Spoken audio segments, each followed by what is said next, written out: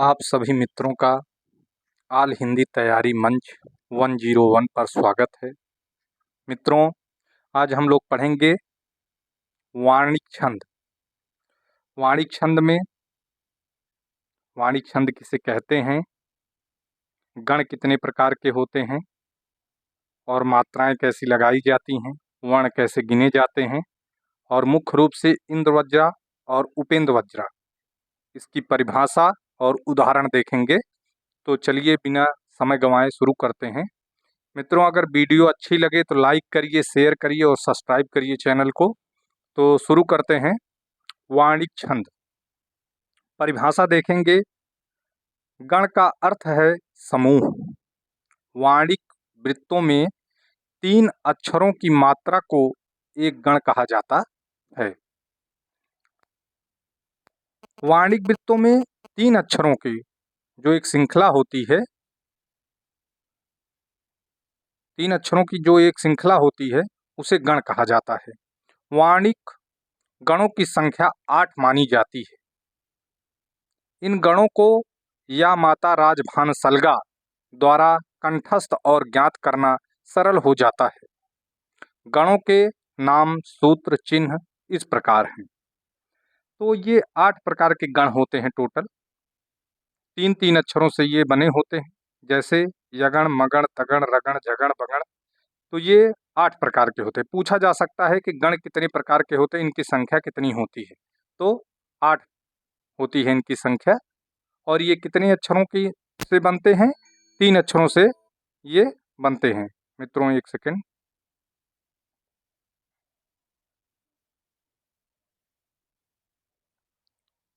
तो आइए अब आगे देखते हैं कि गण के नाम, सूत्र, संकेत, संकेत चिन्ह और इसके उदाहरण।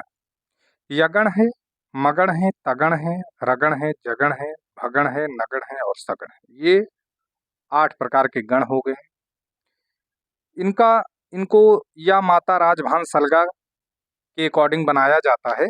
तो जैसे पहला अक्षर लिए या, तो या माता, फिर दूसरे अक्षर से शुरू करेंगे मातारा, फिर तीसरे अक्षर से ताराज, फिर जा से फिर रा से शुरू करें राजभा, फिर उसके बाद जा आएगा जभान, फिर भा आएगा भानस, फिर ना आएगा नशल, फिर उसके बाद शा ला गा, ये सलगा आएगा। लास्ट में एक लघु और एक गुरु बच जाता है। तो ये 8 सूत्र इसके हिसाब से बनते हैं। इनके संकेत चिन्ह होते हैं, जैसे या माता, पहला अक्षर लघु है इसलिए एक मात्रा होगी। माता दोनों दीर्घ हैं, बड़े हैं, इसलिए गुरु होगा। तो इसका उदाहरण यशोदा। यशोदा पर आप लोग मात्रा लगा कर देखिए तो ये ऐसे हो जाएगा।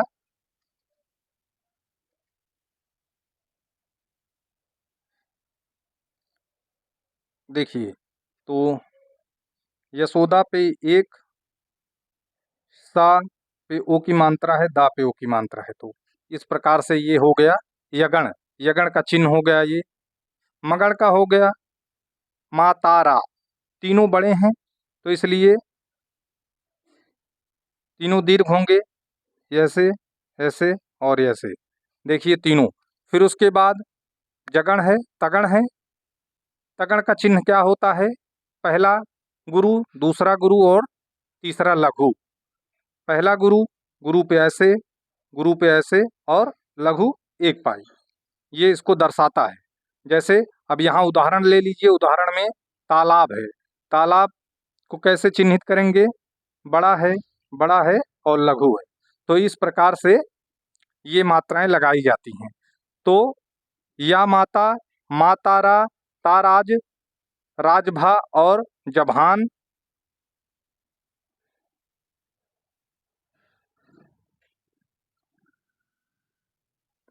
जभान और भानस, नस्ल और सलगा, ये इसके सूत्र हैं।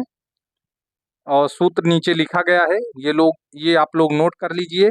या माता राजभान सलगा। अगर सूत्र के अकॉर्डिंग देखना चाहते हैं तो कैसे बनता है सूत्र, देखिए। जैसे या माता, तो पहले या माता। ठीक है, फिर दूसरे में अब क्या करेंगे, मा ता रा, मातारा। अगर अब इस पे मात्रा लगाएंगे, लघु गुरु देखेंगे, तो ये पहले के अकॉर्डिंग क्या हो गया, पहला छोटा, दूसरा बड़ा, तीसरा बड़ा। अब इसमें देखेंगे ये भी बड़ा, ये भी बड़ा और ये भी बड़ा। ये तीनों क्या है, दीर्घ हैं। इसमें पहला लघु है, दूसरा दीर्घ है, तीसरा दीर्घ है। इस प्रकार से या माता, मातारा, फिर ताराजा, ऐसे आप लगा सकते हैं। तो ये आपको सीखने के लिए बताते हैं। आगे हम लोग अब बढ़ेंगे, इसके थोड़ा नियम देखेंगे, फिर उसके बाद आगे बढ़ेंगे। वाणी छंद के दो भेद होते हैं, साधारण और दंडक। 1 से 26 तक वर्ण वाले साधारण, और 26 से अधिक वर्ण वाले जो होते हैं छंद, उन्हें दंडक कहते हैं। वाणी छंद के दो भेद होते हैं, साधारण और दंडक। 1 से 26 तक वर्ण वाले साधारण और 26 से अधिक वर्ण वाले छंद दंडक कहलाते हैं।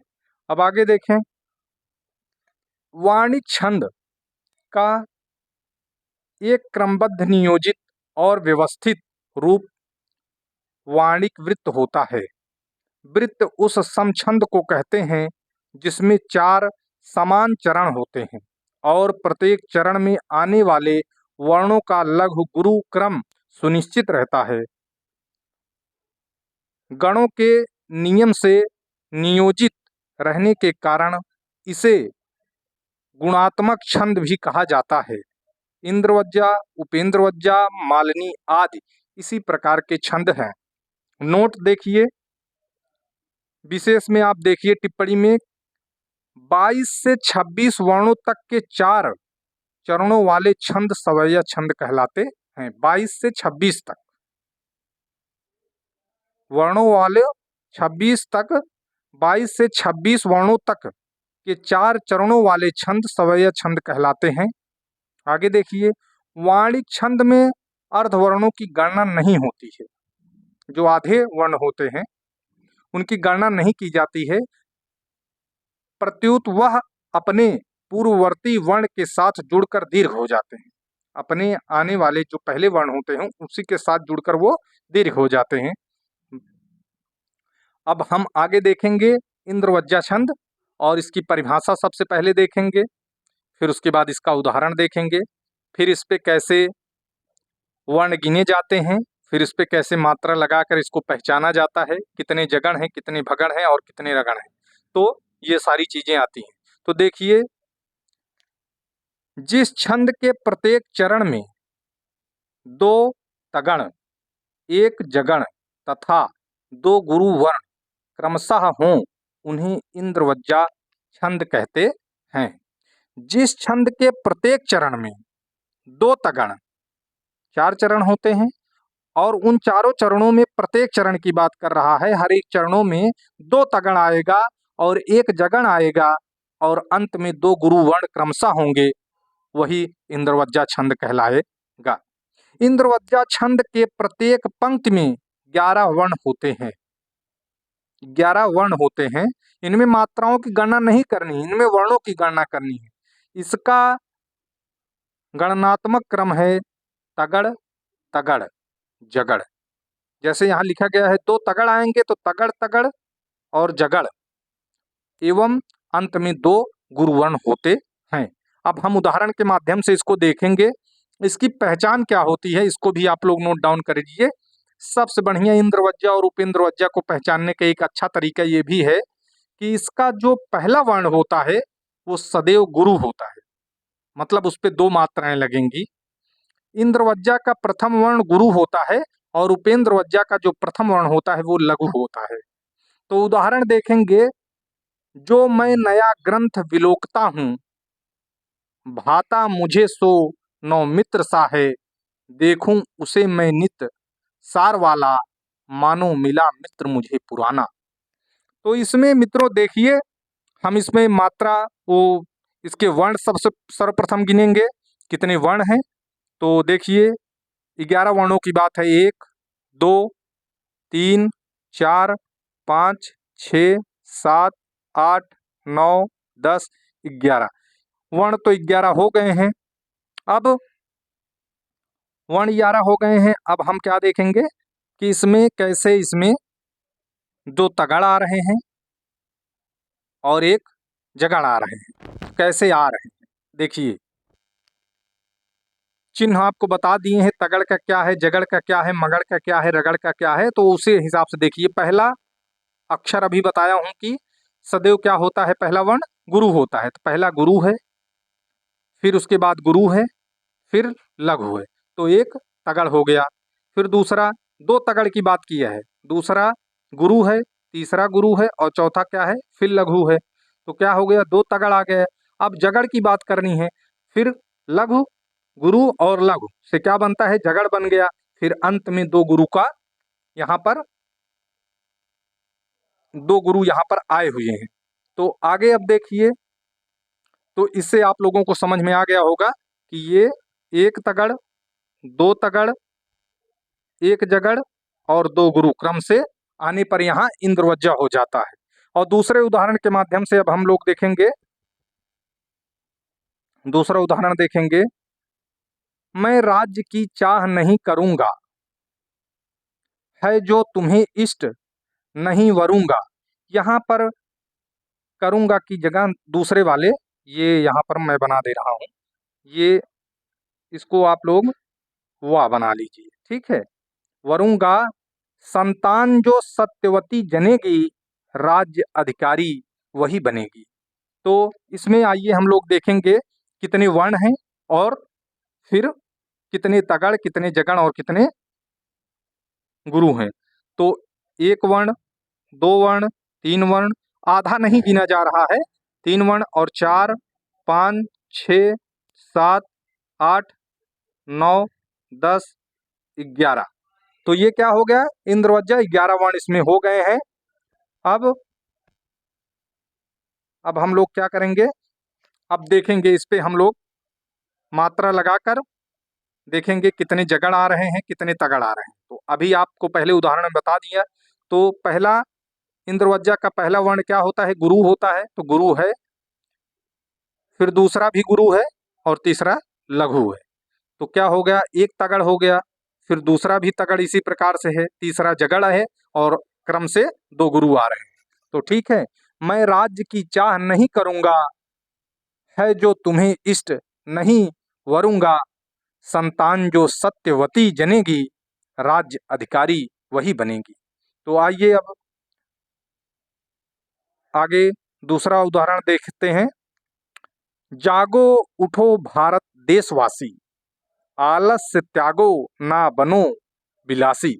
अब इसमें आप लोग गिन सकते हैं, 1 2 3 4 5 6 7 8 9 10 11, 11 वर्ण है, इंद्रवज्जा छंद है, पहला तगण है, दूसरा तगण है, फिर जगण है और लास्ट में 2 गुरु क्रम से है। तो ये हो गया इंद्रवज्जा। मित्रों, अगर वीडियो अच्छी लगे तो लाइक करिए, शेयर करिए, सब्सक्राइब करिए, ना समझ में आए तो कमेंट करिए, फिर से दोबारा ब्लैक बोर्ड पर इसको पढ़ाएंगे। थोड़े दिन के बाद डिजिटल ब्लैक बोर्ड आ जाएगा, फिर उस पर आप लोगों को लाइव क्लासें एकदम देंगे। तो आइए आगे अब दूसरा देखते हैं, उपेंद्रवज्जा छंद। इसकी परिभाषा देखेंगे। आप लोग आल हिंदी तैयारी मंच 101 के माध्यम से पढ़ रहे हैं। परिभाषा है, उपेंद्रवज्जा छंद के प्रत्येक चरण में 11 वर्ण होते हैं। इंद्रवज्जा में भी 11 वर्ण थे और उपेंद्रवज्जा में भी 11 वर्ण है, ठीक है, ये बातें इसमें समान है। इसमें जगण, तगण और जगण आता है, और उसमें क्या था, और उसमें तगड़ तगड़ जगड़ था। इसमें जगण है, तगण है और जगण है, और इंद्रवज्जा में क्या था कि तगड़ तगड़ और जगड़ था। तो इसके चिन्ह यहाँ पर हमने लगा दिए हैं। जगड़ के चिन्ह, जगड़ का चिन्ह लघु गुरु लघु होता है और तगड़ का चिन्ह गुरु गुरु लघु होता है। तो ठीक है, अंत में 2 गुरु का विधान इसमें भी किया जाता है, इसमें भी देखा जाता है। इसकी पहचान है कि इसका पहला वर्ण जो होता है वो हमेशा लघु होता है। आइए अब हम लोग उदाहरण के माध्यम से समझेंगे। तो देखिए, बड़ा कि छोटा कुछ काम कीजिए, परंतु पूर्ण पर सोच लीजिए, बिना विचारे यदि काम होगा, कभी ना अच्छा परिणाम होगा। तो ये क्या हो गया, ये इसमें अब हम पहले वर्ण गिनेंगे। तो पहले वर्ण गिन लेते हैं, 1 2 3 4 5 6 7 8 9 10 11, 11 वर्ण है, एकदम सही है। अब उसके बाद हम गिनेंगे जगड़। जगड़ पहला लघु, दूसरा गुरु और तीसरा लघु। तो पहला देखिए, और नियम के अनुसार देखेंगे, पहला वर्ण हमेशा लघु होता है, तो बा इसमें लघु है। फिर डा आता है, ये बड़ा है। लघु, गुरु और लघु, एक हो गया जगड़। फिर दूसरा तगड़ आएगा, गुरु, गुरु और लघु, ठीक है। फिर उसके बाद लघु, गुरु और लघु, फिर कीजे में दो गुरु आता है।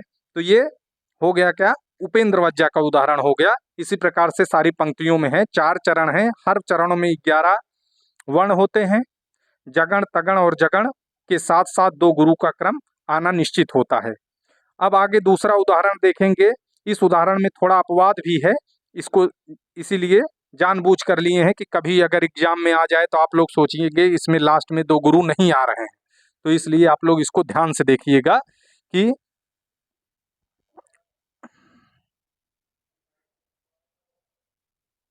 देखिए, अगला उदाहरण है कि त्वमेव माता चा पिता त्वमेव, त्वमेव बंधुश्चा सखा त्वमेव, त्वमेव विद्या द्रविणम त्वमेव, त्वमेव सर्वम मम देव देव। तो इसमें हम लोग अब वर्ण गिनेंगे, तो वर्ण तो सही हैं, 1 2 3 4 5 6 7 8 9 10 11 वर्ण है, ठीक है। अब इसमें लगाएंगे हम लोग, क्या लगाएंगे, इसमें हम लोग लगाएंगे जगण, तगण और जगण। पहला जगण, दूसरा तगण, तीसरा जगण, और लास्ट में दो गुरु होना अनिवार्य होता है। ये उपेंद्र वज्जा की परिभाषा के अनुसार ये विधान होना आवश्यक होता है। तो देखिए, पहला लघु, दूसरा गुरु, तीसरा लघु, हो गया क्या, ये जगण, ठीक। फिर गुरु, गुरु और लघु से क्या बनता है, तगण। फिर उसके बाद जगण आना चाहिए, लघु, गुरु और लघु, तो फिर बन गया क्या, जगण। अब दो गुरु देखना है। देखिए, में एक ही मात्रा है, गुरु हो गया, लेकिन वा में नहीं हो रहा है, तो इसलिए इसको अंत में मान लिया जाता है। अगर उदाहरण के अंत में ऐसा परिभाषा में दिया गया हो और वहां पर लघु हो, तो उसको गुरु मान लिया जाता है। इसका सूत्र भी है एक, तो इस हिसाब से इसको आप लोग याद कर लीजिए, अलग से दिमाग में रख लीजिए कि ये उपेंद्र वज्जा का ही उदाहरण रहेगा। लास्ट में देखने पर ये लघु आ रहा है, लेकिन इसे गुरु मान लिया जाता है। उदाहरण है कि त्वमेव माता चा पिता त्वमेव, त्वमेव बंधुश्चा सखा त्वमेव, त्वमेव विद्या द्रविणम त्वमेव, त्वमेव सर्वमम देवम देव। तो ये इसके उदाहरण हो गए मित्रों। अब इसके आगे हम लोग छंद अगला पढ़ेंगे कल।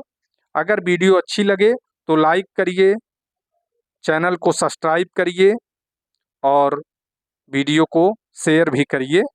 आज के लिए बस इतना ही, धन्यवाद। अगर आपको ना समझ में आए, कहीं भी कोई प्रॉब्लम हो तो बताइएगा। पूरा छंद ही ब्लैक बोर्ड पर, मात्रा कैसे लगती है, वर्णों की गणना कैसे की जाती है, वर्ण में लघु गुरु क्या होता है, और जगण, तगण, भगण, रगण, इसकी क्या मतलब, किस क्रम में इनको रखा जाता है, इनको गिना कैसे जाता है, इनको पहचाना कैसे जाता है, लक्षण और उदाहरण के माध्यम से हम फिर से समझाने की कोशिश करेंगे ब्लैक बोर्ड पे। बस थोड़े दिन का और समय है, उसके बाद आप लोगों को लाइव वीडियो पढ़ाएंगे। आज के लिए बस इतना ही, धन्यवाद।